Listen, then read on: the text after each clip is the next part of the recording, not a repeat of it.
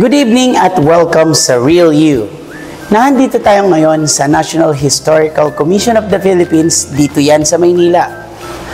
At kikilalanin natin, walang iba kundi ang chairman ng National Historical Commission of the Philippines, Dr. Manny Calairo.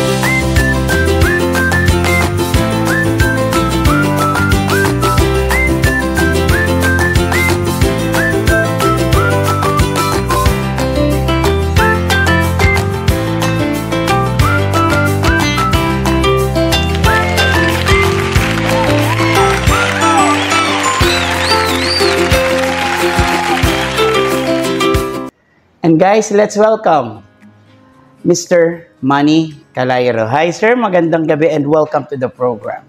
Magandang gabi po at sa pong karangalan na maging bahagi ng inyong programa.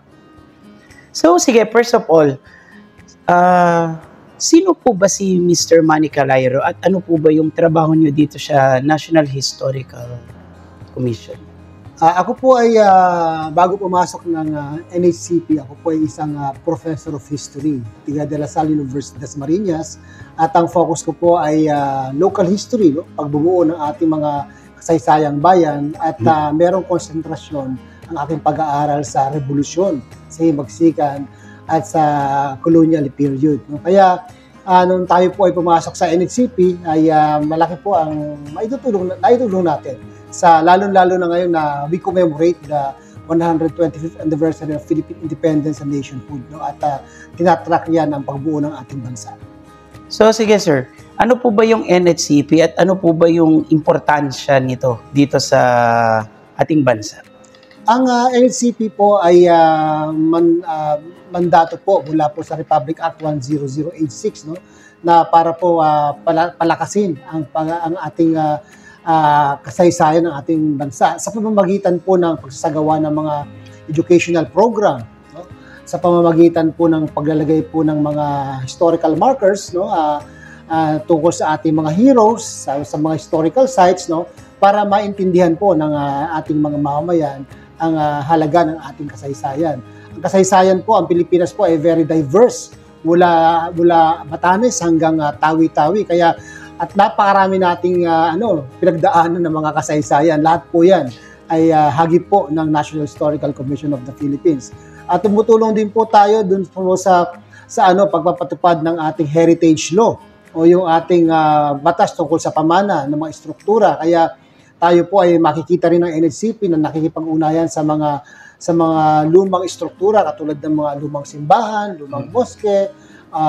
Lahat po yan ay lahat po ng 50 years pataas ang edad na struktura ay meron pong say, no, ang NHCP, lalong-lalo na kung ito po ay merong historical significance. So in short po ba sir, ang NHCP is siya yung nag-handle ng lahat ng mga museum and other historical architecture dito sa ating bansa? Well, ang NHCP po ay merong 29 museums na nakakalat po sa buong bansa. Pero alam niyo po, marami po tayong mga cultural agencies, hindi lang po ang NHCP. Meron po tayong National Museum, NCCA, National Archives, no, National Library. Yan po, sila po ay may mga kanya-kanyang galleries, no. At syempre mga iba pang private sectors, no. Pero ang NHCP po, under po niya 29 museums. Pero siyempre, bilang pambansang ahensya, tayo po ay nakikipag-ugnayan din sa iba't ibang mga museo para sa pagpapalaganap ng ating kasaysayan. Well sir, nakikita ko din kasi sa Facebook din ng NHCP is kayo din ay sumasama din kayo sa ibang mga historical events. So, ito po ba ay isa din sa inyong trabaho? Totoo po yan. Meron po tayong tinatawag na commemorative events, no? Halimbawa po, ang tinatawag na pinakamalaki, martyrdom ng ating bayaning Dr. Jose Rizal, o kapanganakan ng isang bayani, no? Meron po tayong mga national heroes, may local heroes po tayo. Tayo po ay, ang mandato natin ay pangunahan yung mga bagay na yan. No? At katulad ng nakita nyo nung nakaraang December 30, kasama po natin ang Pangulo na nag-alay ng bulaklak. No? Ginagawa din po natin yan sa iba nating mga bayani. No? Halimbawa, sa Araw ng Kagitingan, Araw ni Andres Bonifacio. No? Pag June 12, no, event yan, no? Para ipakita ang ating kalayaan sa kamay ng mga Espanyol noong 1898. No? Lahat po yan ay pinapatupad po ng Historical Commission. Ayan. So, sir, sa inyo, yung trabaho ninyo, bakit kayo masaya sa ganyang trabaho? Alam niyo po, ang pinagdaanan po ng kasaysayan, ng ating kasaysayan ay napakalalim. No? Tayo po ay sinakop ng mga Espanyol noong 1521 at batay sa Treaty of Paris na ipasa pa tayo sa mga Amerikano. 1946 lang talaga tayo nagkaroon ng republika. Ang kasaysayan po natin ay kasaysayan ng pakikihamok laban sa mga kolonyalista. No? At sa dami po ng probinsya natin, sa dami ng mga Pilipino, hindi pa hanggang sa ngayon nabubuo ang ating pambansang kasaysayan. Kaya yan po ang hamon natin sa ating mga munisipyo, sa ating mga probinsya na magsama-sama po tayo at itanyag natin ang ating kasaysayan sa mga lokal na level para mabuo natin yung pambansa at makita natin ang kabuuang kasaysayan ng ating pagkakakilanlan bilang mga Pilipino. Lalo na ngayon, hindi lamang yung tinatawag nating phases of history na panahon ng Kastila, panahon ng Amerikano, panahon ng Hapon. Hindi lang po yung pinag-uusapan dito. Ang pinag-uusapan din natin dito yung pagbabago ng kultura sa pagdaan ng panahon. Dahil nga noon ay simple lang ang pamumuhay, ngayon digital na, no? Meron mga sa pag-asawa ng mga foreigner, ng ibang no? So, kailangan balikan po natin, no? Let us rekindle our heritage para makita natin ano nga ba talaga ang pagkakakilanlan bilang isang Pilipino. At sabi nga natin, ang Pilipino ay world class, no? Kahit saan makakita ka ng Pilipino. Kaya nga even ang mga second generation Filipinos, no, sa ibang bansa, they're very proud of their heritage, maski na iba na ang citizenship nila. Kasi napakaganda po ng ating kultura. Yan po ang napakalaking mandato. Kaya hanggang ngayon ay relevant po ang pag-aaral ng kasaysayan ng Pilipinas. I'm very proud po na isa po ako sa mga nag-aaral at nagpapalaganap ng ating kasaysayan pambansa. Ayan. So, in short, sir, for example, sa panahon ngayon, marami pa rin tayong mga hindi pa nadidiscovering historical artifacts or historical structures na buhay ngayon pero hindi natin alam na meron pala tong significance sa ating history. Alam niyo, isang halimbawa na lang po dyan. Ito pong 650th anniversary of Philippine Muslim History and Heritage. Sa tagal po ng panahon na dominado po ng kasaysayang Kristiyano ang ating kasaysayan, nawala po yung tinatawag nating historical narrative ng ating mga kapatid na Muslim, no? Kaya yan po ngayon ay sabi na nga tinutuklas, patuloy na pagtuklas, no? Sapagkat ano nga ba ang nangyari sa kanilang timeline? At yan po ay patuloy nating kasi meron tinatawag na mainstream history, meron din tayong tinatawag na periphery na hindi lumilitaw sa mainstream. Alam nyo, ang pag-aaral ng kasaysayan ay hindi lamang yan pagpatuklas. Dapat ipalaganap kasi kailangan ma-appreciate. Pag na-appreciate siya, saka papasok yung tinatawag nating nationalism, no? Kaya importante, merong pagtuklas, merong research, no? May discovery, rediscovery, at pagkatapos yung propagation. Kinakailangan na mapalaganap, no? At maintindihan. At pag naintindihan, maisabuhay, maisapuso, maisadiwa, at sigurado, nanamnamin mo ang pagiging Pilipino mo. Wow. So sige, sa ating mga turista and sa mga travelers, so ano-anong mga museum and historical places ang sa tingin ninyo dapat nating unahin puntahan and mas makilala in order for us to know more about ourselves and our, history? Well, unang-una siguro gawin nating prioridad yung ating mga national shrines, national monuments. Kasi ito po ang nagbubuklod sa atin sa Luzon, Visayas, Mindanao. Maski ikaw po ay foreigner, kailangan mo maintindihan. Katulad na lang, punta po tayo sa Luneta, no? Tingnan natin si Jose Rizal. At si Jose Rizal po ang ating cosmopolitan hero, no? Hindi lamang siya kinikilala sa Pilipinas, sa buong mundo po, sa Germany, no, sa Europa, sa Amerika. Kaya nga meron tayong Knights of Rizal, di ba? Yun pong mga heritage sites, historical figures natin na merong national context, no? At pagkatapos diyan, pumunta po tayo sa mga probinsya, makikita natin na ang kasaysayan natin ay iniangat din ng ating mga local heroes, no? Nabuo ang kanilang mga lugar, ang kanilang mga munisipyo dahil sa ating mga local revolutionaries, no, na tumulong para maitaguyod ang ating pambansa. Kaya yan, no, meron tayo niyan sa Cebu, meron tayo niyan sa Luzon, meron sa Visayas, even sa Mindanao, no. Puntahan po natin ang ating mga national shrines, national museums, no, at even ang ating mga local, kasi lahat po yan ay makakatulong sa pag-intindi, no, pag-unawa sa kasaysayan at pagbubuo ng ating bansa.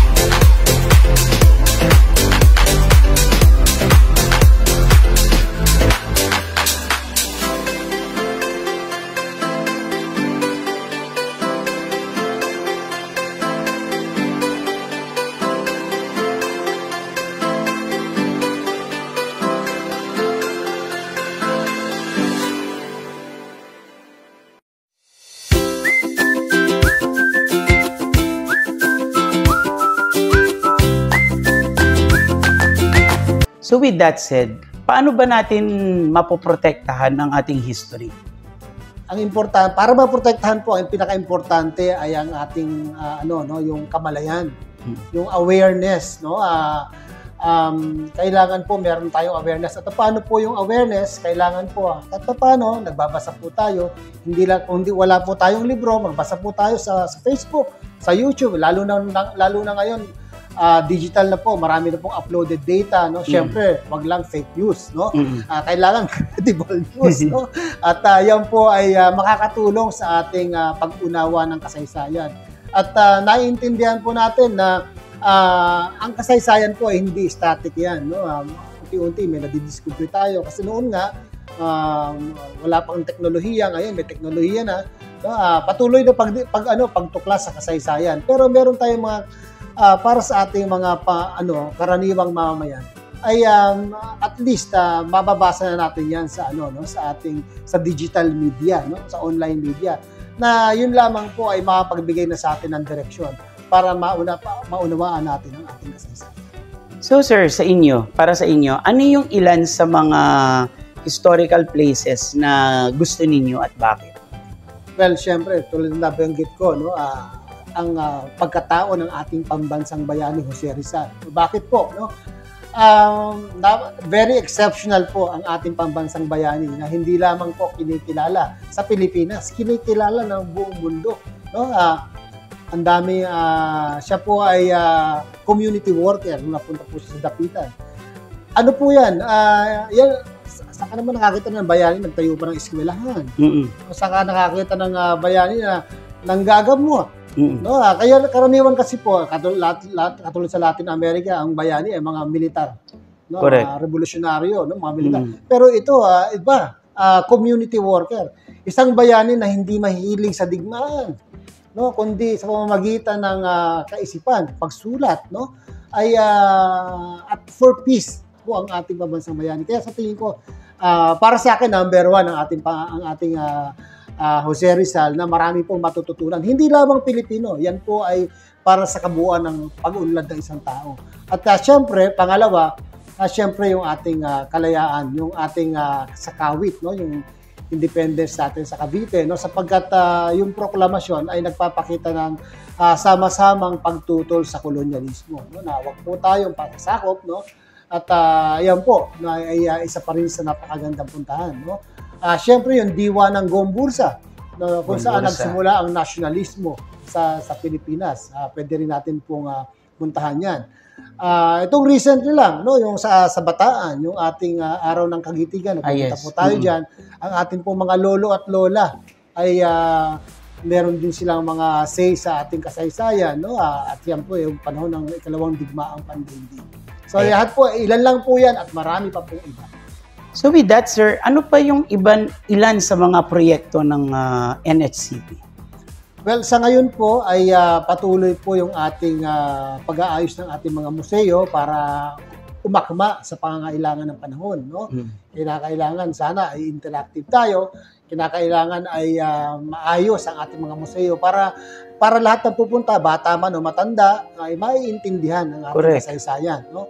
Ang isa naman, syempre, yung ginagawa natin na tulad ng komemorasyon, mga public programs. Importante po yan sapagkat mga public program, ang karaniwang mamamayan sa ating lansangan ay nakikita yan.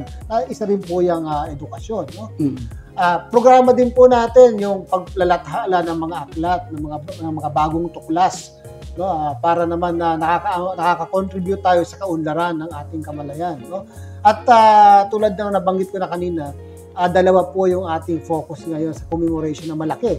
No, ito po yung 125th anniversary of Philippine independence and nationhood. No? Tinatrack po yung pagiging bansa natin. Importante po yun, yung pagkabansa natin. No? Correct. Kasi sa kasaysayan natin, pag binasa ninyo, para magugulat kayo, by Treaty of Paris, inilipat po ang pangangalaga ng Pilipinas mula sa Espanya, napunta sa Amerikano. Pero bakit meron tayong Pangulong Emilio Aguinaldo noong 1899, First Philippine Republic? Ang tawag po dyan ay perspektibo o pananaw ng mga Pilipino, no? Kaya para itaguyod. Yan po yung tinatrack natin. At syempre, ang isa pa, yung sabi ko nga, yung 650th anniversary of Philippine Muslim History and Heritage, no? Sapagkat dyan po ay kikilalanin natin ang ating mga kapatid na Muslim, mga heroes na nanggaling sa kapatid nating Muslim. Ang mga struktura, alam niyo, nagkaroon matindi ang digmaan sa Mindanao ng mga unang panahon. So dahil diyan, hindi masyadong napapasama sa kasaysayan. Ngayon, aalamin po natin 'yan, no? At syempre, importante yung pagsulat ng kasaysayan na dapat ay hindi lamang dominado ng ibang dominasyon, no? Kasi lagi ko nga sinasabi, bakit niyo ginagawa yan? Kristiyano kayo, Doc Manny. Alam niyo po, pag pumunta kayo sa labas ng bansa, baliwala po yung Kristiyano o Muslim.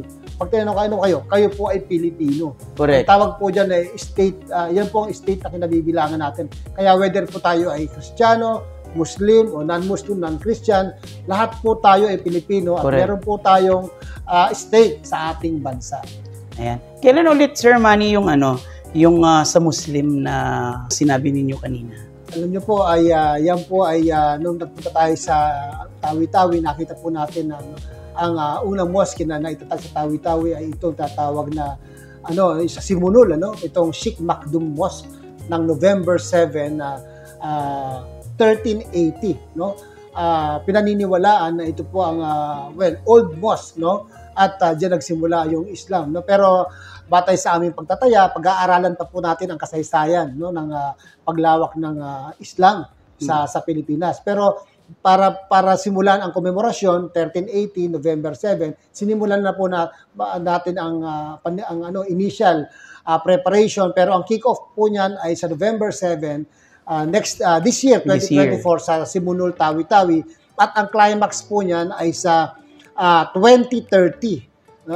Yan po ay yung 650. Pero ang dami po nating programa dyan. Kasama na dyan yung paglalathala ng mga titles on Muslim history. Kasama dyan ang pagkasaayos ng mga struktura. Kasama dyan yung pagkilala doon sa ating ties sa mga Islamic countries. Lahat po yan ay mag-highlight for inclusivity and streaming. And bukod po dyan, sir, ano pa yung ibang future projects ng NHCP? Well, sa ngayon, alam nyo, taon-taon, kasi yung ating 650, for 6 years na yan, sa tingin ko, isa sa mga, malalaking proyekto natin. Siguro, masasabi ko na lamang na importante yung strengthening ng ating mga projects, na inclusive po lahat, sapagkat ang Pilipinas po ay napaka-diverse. Luzon, Visayas, Mindanao, ang dami nating probinsya. Ang tanong, sa bawat probinsya po ba, ilan na po ang merong provincial history? Sa bawat probinsya, ang daming town, ilan na po ba ang merong town history? Hinahamon po natin lahat po ng mga ating mga mayors, cultural workers, even ang mga DepEd, mga teachers, na tayo po ay tumulong sa pagbubuo ng bansa natin. Hindi po doon sa national level, sa local level. Sa inyong level, makakatulong na po kayo, sapagkat sa inyong level, pwede na po kayo mag-document tungkol sa kasaysayan ng inyong lugar. Correct. Mula sa panahon ng Hapon, even nga panahon ng modern period, at yan po ay gawin, pagsamasamahin ninyo, i-document niyo, ilagay niyo po sa library niyo para may nababasa ang mga kabataan, para sa bandang uli magagamit yan sa pagbubuo ng ating bansa. Ayan, naku, ang dami nating natutunan. And lastly, Sir Manny, I would like you to invite everyone to travel to these amazing places dito sa ating bansa. Po, magandang araw po. Inaanyayahan po natin ang lahat na kayo po ay pumunta sa mga museums natin. Hindi lang museum, mga shrines, mga parks na merong historical value. Sapagkat alam niyo po, ang turismo ay learning. Ang turismo ay education. At habang pinupuntahan po natin mga makasaysayan lugar, natututo po tayo, lalo po lumalalim ang ating kamalayan sa ating pagka-Pilipino. At hindi niyo po kinakailangan magbasa ng libro.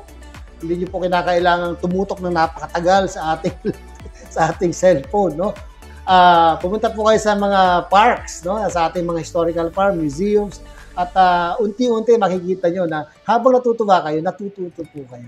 So, yun po. Maraming salamat. Thank you, Sir Manny. And for more information, ano ba ang contact details ng National Historical Commission? Well, siyempre po, bisitahin nyo lang po ang ating website ng National Historical Commission. Meron pa FB page, ang National Historical Commission of the Philippines. At nandun po lahat ang ating mga contact details, kung sino, anong mga divisions. At yan po ay public service. At kung ano man ang tanong nyo, meron man kayong mga recommendations, ay makakatulong po ang FB page. Yan na po ang panahon ngayon. Ang ating social media, ang ating connect sa buong mundo. Again, guys, thank you, Sir Manny Calayro. Siya po ang chairman ng National Historical Commission of the Philippines. And again, this is your host, Raymond Gutierrez, at samahan niyo muli kami next week para sa mas makabuluhang usapan. Dito lamang yan sa Real You.